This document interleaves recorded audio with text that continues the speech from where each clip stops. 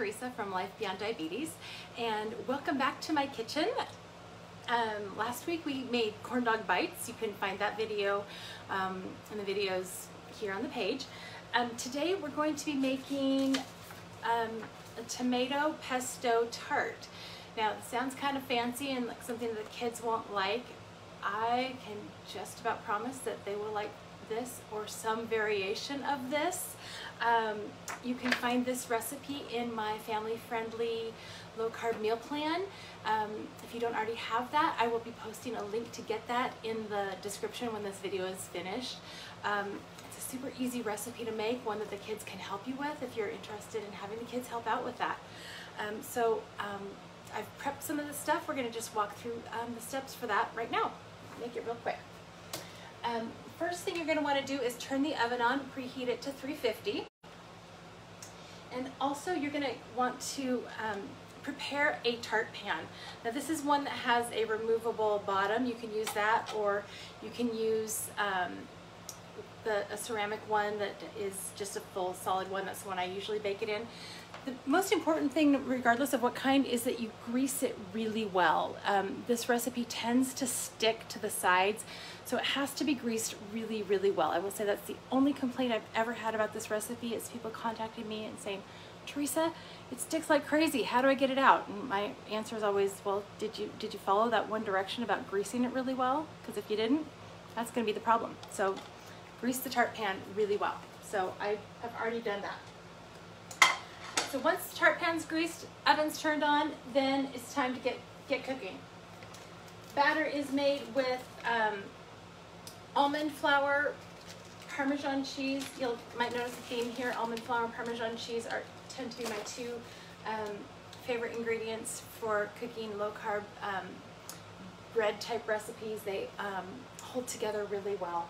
An egg white, some olive oil, a little bit of salt, and some spices. So I've already measured out 1.5 cups of almond flour, and then we add 1/2 cup of Parmesan cheese, 1/4 teaspoon of salt. Let me find that quarter. Here we go. 1/4 teaspoon of salt, and 1.5 teaspoons of basil. I don't usually measure that out. I just kind of eyeball it because it's really mostly for decoration. It makes it look kind of pretty, gives it a little bit of flavor, but honestly not a lot of flavor. And then I mix it together. I use a fork. It tends to mix it better, gets the lumps out of the almond flour and the cheese a little better than using a spoon. So I'm mixing the dry ingredients together with a fork. Make sure I got all those dry ingredients. So flour, salt, basil, and Parmesan. Okay, got that. And again, you're using grated Parmesan cheese, not shredded, or it will not hold that dough together. Okay, so then when I'm done with getting those dry ingredients mixed together, I'm going to mix the wet ingredients together. Now, I already separated the egg because you don't want to watch me try and fumble with separating eggs. So I'm usually pretty good at it, but not when somebody's watching. So I measured out 1/4 cup of olive oil. That's right? 1/4 cup of olive oil, and I also measured out 1 teaspoon of water. I'm going to mix them together before I add them into the dry ingredients. And then here's the egg white. And the reason I'm only using the white is, again, it's about binding, using the egg white to bind the flour together. I don't want this crust to be too crumbly. And I'm gonna just give those a good stir with the fork. Grab the dry ingredients.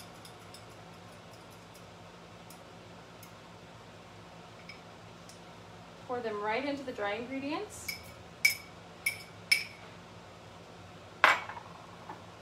And mix them up. Again, I like to use a fork. Use a spoon, use whatever it is you like, but I think the fork does a really good job in this case. And just stir until it comes together in a nice little ball.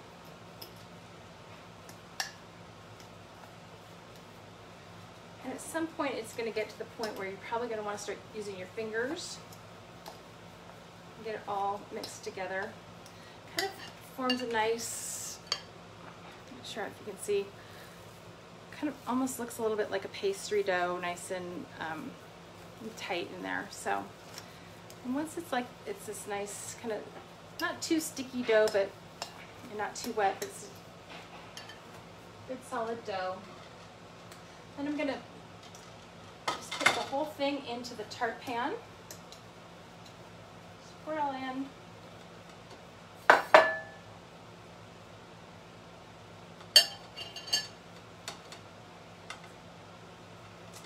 And then I'm gonna press it, and it's not very sticky, so I can do this with my fingers without worried about it sticking too much and making a mess. And I'm just gonna press it out to the side. Let me see if I can put it where you can see it here. Stuff aside. So press it into the little grooves in the tart pan. I'm gonna move this off my plate, see if I can get that a little bit easier to.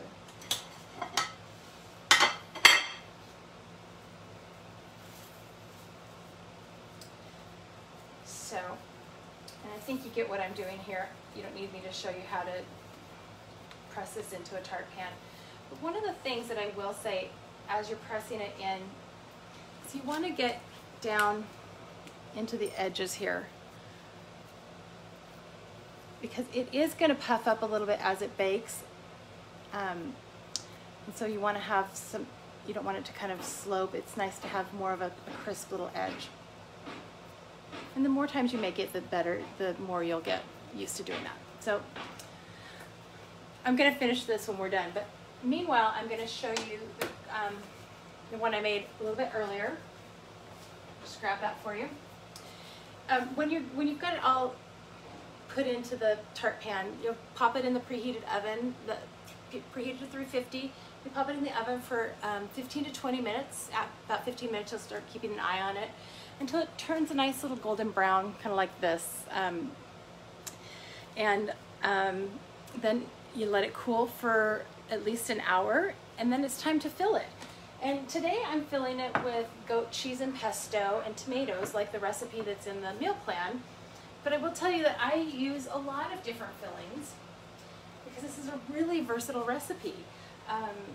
You can leave out the basil, and the almond flour is sweet enough that it's a recipe that can be used for desserts. So I've used it for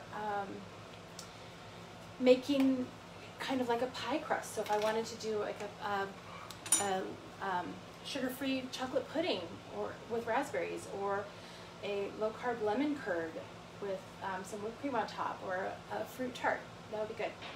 So what I'm doing right now is I'm spreading in some spreadable goat cheese, and I'll show you the kind that I use. It's important to use a spreadable goat cheese, otherwise it's not going to spread. This is the brand that I use. There are other brands. This is the one that's available in my local grocery store. And it usually takes almost the whole thing, so I just plop it all. I'm just going to take the whole thing and put it in the tart shell. I use a spatula to spread it all around. Spread it as evenly as I can.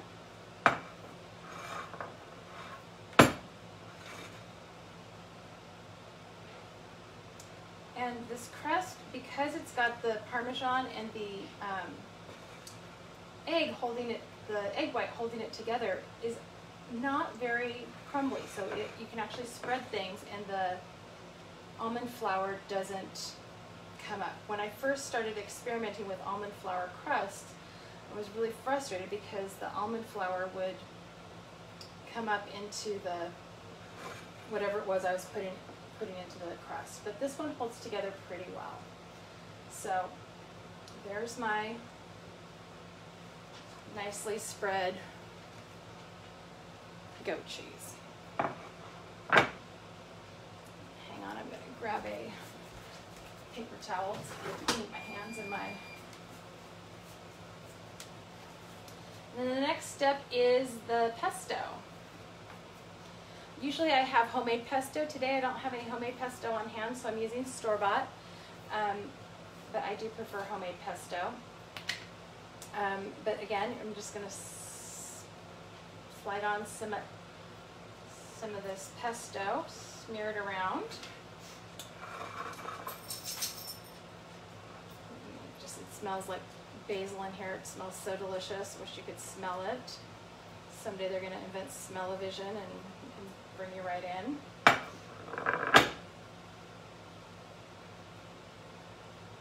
actually going to just use the whole thing of pesto too. So again, that's why I like to have my homemade pesto. It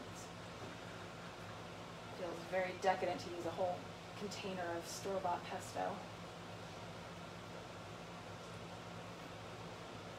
Okay, so there's spreading it out as far as I can to the edges.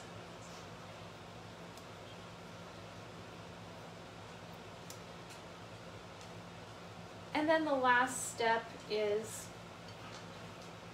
the tomatoes. And I like to put them on in a nice little pinwheel to make it look pretty.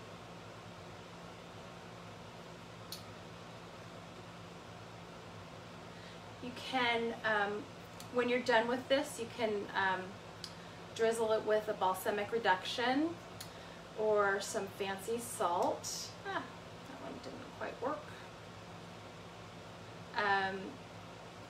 You serve it with a salad. If you wanted to do a protein, you could add some chicken on the side. You know, I think it makes a complete meal. It's really a nice light summer meal. I love to have it at the end of summer when the heirloom tomatoes are in and it's colorful. If you do make this, I would love to hear what you have in your tart shell. And there's the completed version. So fast, so quick and easy. Again, if you do make this, I would love to hear what you make in this tart shell and send me pictures if you make whatever you make in it. I'd love to hear. I will be back tomorrow at 2:30 talking about another diabetes topic. Let me know if there's anything in particular you'd like to hear. And I'll be back next Saturday here in my kitchen and we'll try another recipe. See you then. Bye.